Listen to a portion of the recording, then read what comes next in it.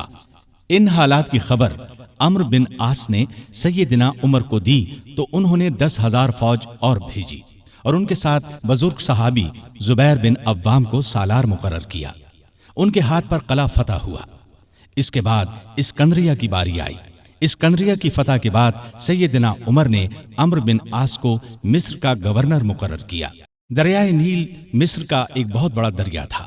تاریخ میں ہے کہ ایک دن بہت سے مصری عمرو بن عاص کے پاس آئے اور کہا، اس سال دریائے نیل میں پانی بہت کم رہ گیا ہے، ہماری فصلیں برباد ہو رہی ہیں۔ پرانے زمانے سے یہ رسم چلی آ رہی ہے کہ جب دریا میں پانی کم ہو جائے تو ہم ایک مقررہ تاریخ کو ایک کنواری لڑکی چن لیتے ہیں، اس کے والدین کی مرضی سے اسے نہایت قیمتی زیور اور کپڑے پہنا کر دلہن کی طرح بنا دیتے ہیں، پھر اسے دریائے نیل میں گرا دیتے ہیں۔ اس طرح دریا میں پانی چڑھ جاتا ہے، ارد گرد کے تمام علاقے سیراب ہو جاتے ہیں۔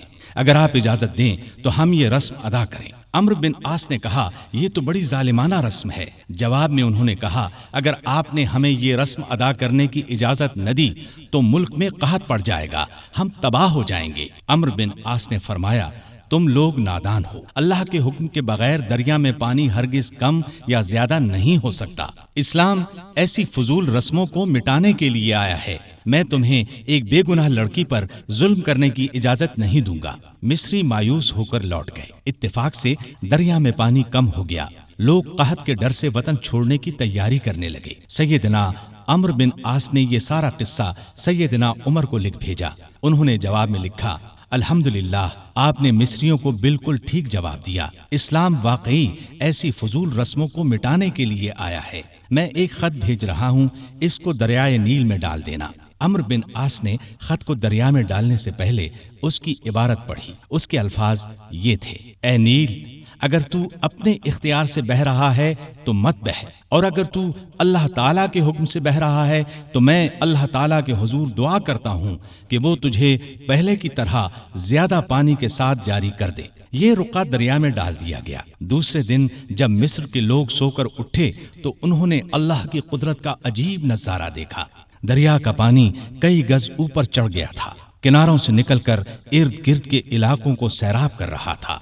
اتنا زیادہ پانی اس میں کبھی نظر نہیں آیا تھا۔ یہ نظارہ دیکھ کر ہزارہا مصری مسلمان ہو گئے اور وہ ظالمانہ رسم ہمیشہ کے لیے ختم ہو گئی۔ سیدنا عمر رضی اللہ عنہ کے دور میں اسلامی حکومت 22 لاکھ مربع میل تک پھیل گئی۔ اس میں عرب کے علاوہ عراق، ایران، مصر، فلسطین، بحرین، آرمینیا، آذربائیجان، سیستان وغیرہ بہت سے ملک شامل تھے۔ اتنے بڑے ملک کا انتظام سیدنا عمر نے بہت خوبی سے کیا۔ اسلامی سلطنت کو صوبوں میں تقسیم کر دیا، پھر ہر صوبے کو بہت سے ضلعوں میں تقسیم کیا۔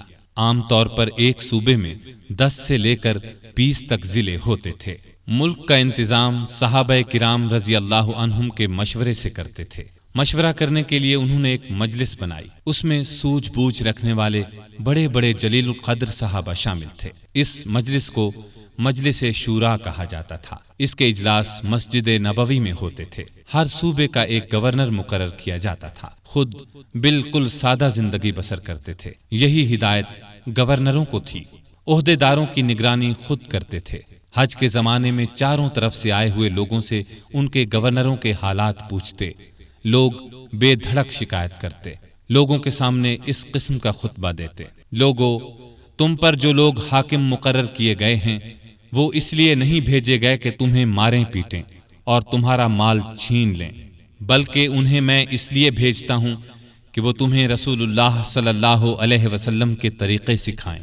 اگر کسی نے اس کے خلاف کیا ہے تو مجھ سے بیان کرو تاکہ میں اس کا بدلہ لوں۔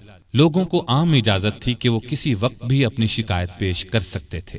ایک مرتبہ مصر کے ایک غریب شخص نے شکایت کی کہ گورنر کے بیٹے نے بلا وجہ اسے پیٹا ہے۔ آپ نے باپ بیٹے کو بلوا لیا۔ جب دونوں آ گئے تو سیدنا عمر نے اس غریب کو کوڑا دے کر فرمایا، جتنے کوڑے اس نے تمہیں مارے تھے اتنے ہی تم اسے مارو۔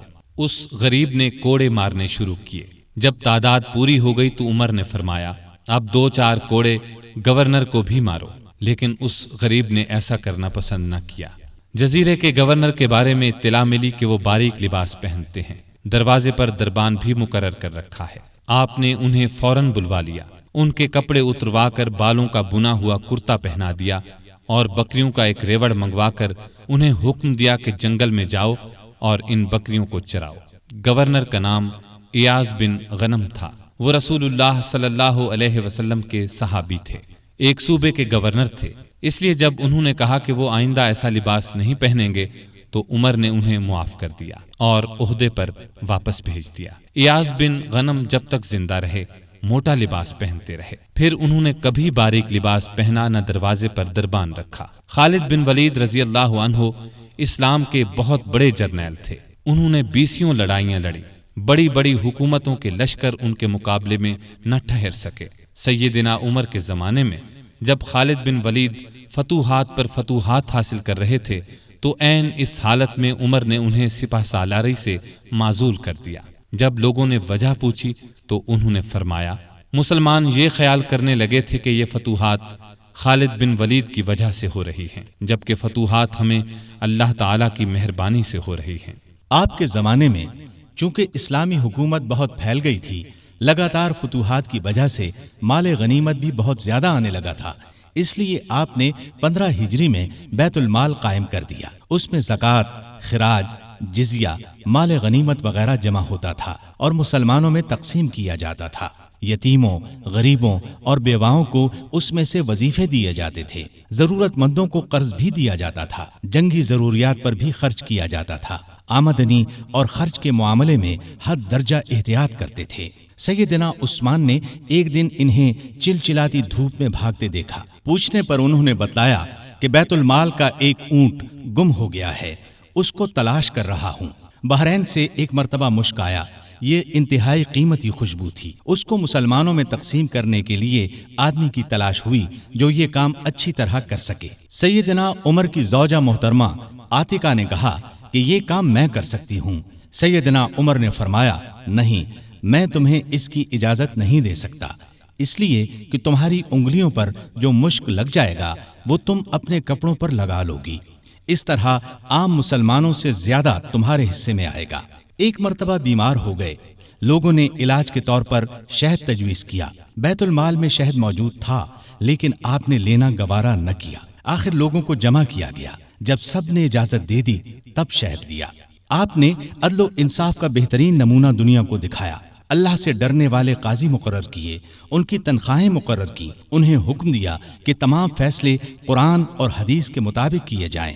قرآن اور حدیث میں حکم نہ ملے تو جس رائے پر عالموں کا اتفاق ہو اس کے مطابق فیصلہ دیا جائے۔ انہوں نے کوفہ میں شریح کو قاضی مقرر کیا، ان کے فیصلے بہت مشہور ہوئے، امیر المومنین کے خلاف بھی فیصلے دے دیتے تھے۔ سیدنا علی نے بھی انہیں اپنے دور میں قاضی کے عہدے پر قائم رکھا۔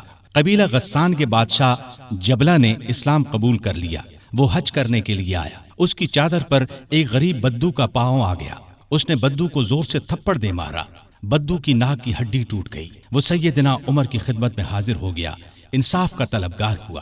سیدنا عمر نے جبلہ کو بلا بھیجا، وہ حاضر ہوا تو آپ نے اسے کہا، تم نے اس غریب مسلمان سے زیادتی کی ہے، لہٰذا بدلہ دو۔